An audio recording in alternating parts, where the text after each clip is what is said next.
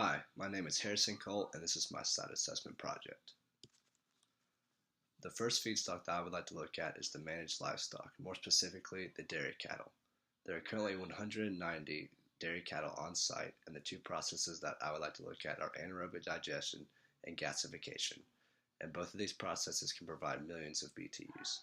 Anaerobic digestion has an annual yield of 1,803 MMBTUs, which means millions of BTUs, as gasification can also have an annual yield of 300,610 MMBTUs. The next livestock that I would like to look at is the beef cattle.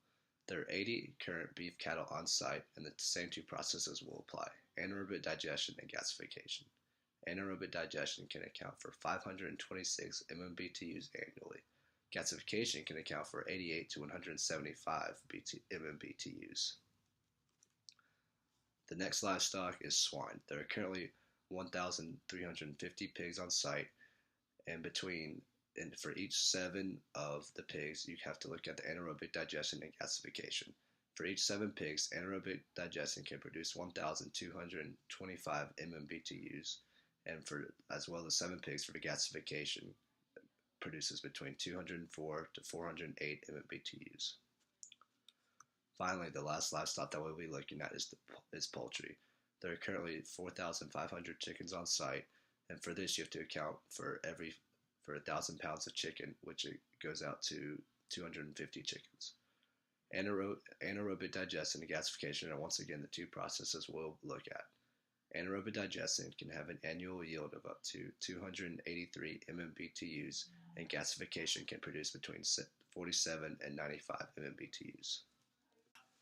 Now, looking at the managed livestock altogether, gasification would produce a total of 644 MMBTUs across all the livestock, and anaerobic digestion can produce a minimum of 3,836 MMBTUs. This is once again the minimum and is considered a conservative amount. Gasification's energy offset percentage of the annual energy consumed is significantly less than 1%, as anaerobic digestion's energy offset is at 0.2% of the annual energy consumed.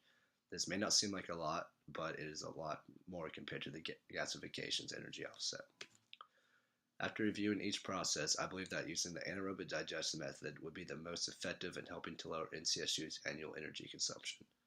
Like I said, a conservative total amount of energy that could be produced is 3,836 MMBTUs, and this total is less than 1% of the annual energy once again, but the total amount of money that could be saved is close to $45,000.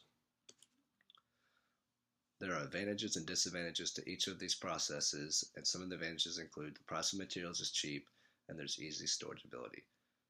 Although some of the disadvantages include anaerobic digestion produces a raw ed smell produced from the methane gas. It also releases other greenhouse gases and can be difficult to connect to the grid, as well as poultry litter pricing is problematic for North Carolina and can vary locally depending on where the site is at. Finally, we will look at the sustainability of the managed livestock.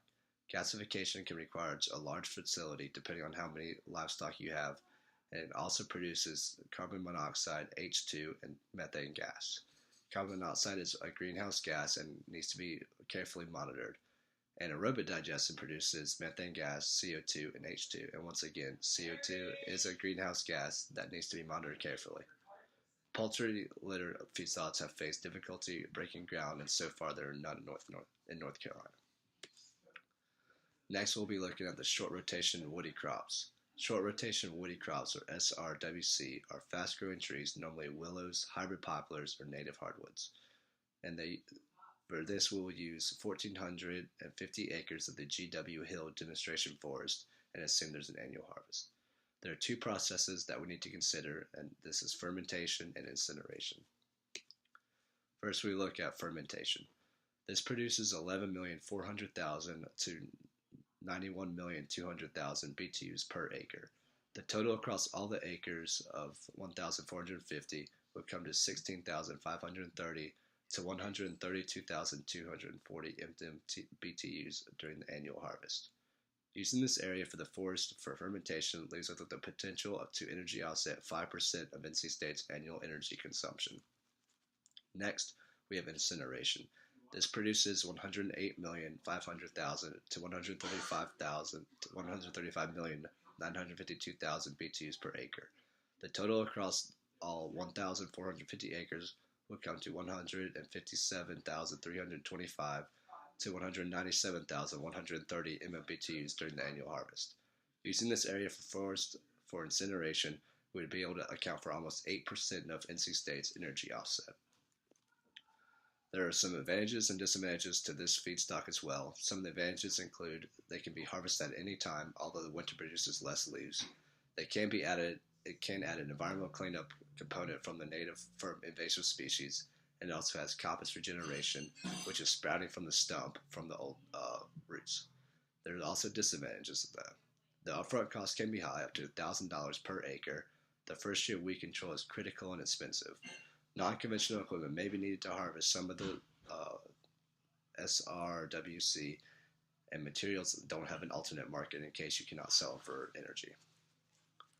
Finally, we look at the sustainability. First, it creates food versus fuel issue. This means that instead of using this land for food, as a lot of farmers normally do, they will be used for fuel as for the feedstock. And finally, it can lower the biodiversity compared to native forest by becoming one of the invasive species. For our final feedstock, we will be looking at corn. We will plan to use 200 acres from the Hosley Forest and 100 acres from the Schnick Forest, so that this forest can be used for educational purposes still for the forestry department. The two processes that we are going to choose from are fermentation and incineration.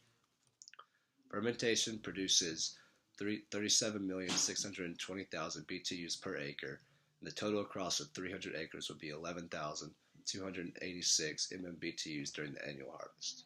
Using fermentation for these forests has the potential to account for about 1% of the energy offset of NCSU's total energy consumption. Incineration produces 60,331,824 to 63,353,884 BTUs per acre. The total across all 300 acres from both forests would range from 18,100 to 19,006 MMBTUs during the annual harvest. Using incineration, these forests have the potential to provide 1%, or about 1% of NCSU's annual energy offset.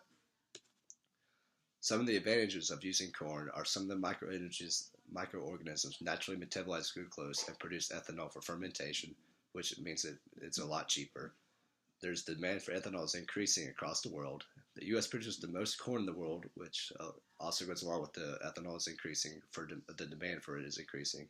And the continued research looks to make corn more energy effective so you don't have to plant as much in an area. Some of the disadvantages are that ethanol is 2/3 as efficient as gasoline, so it requires more. Lots of the corn plants and acres are required to be a viable energy source. This goes along with the continued research to make it more energy effective.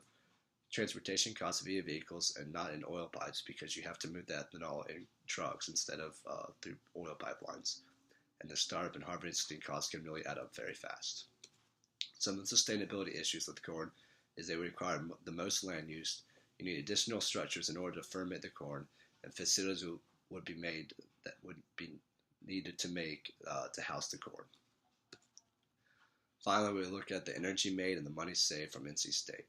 NC State uses 2,484,099 MMBTUs annually, which equates to almost $29 million each year. Using these methods previously explained, we can produce almost 10% of the energy required each year, which in turn would save the school almost $3 million, which can be used for other scholarships and other academic uses. Thanks.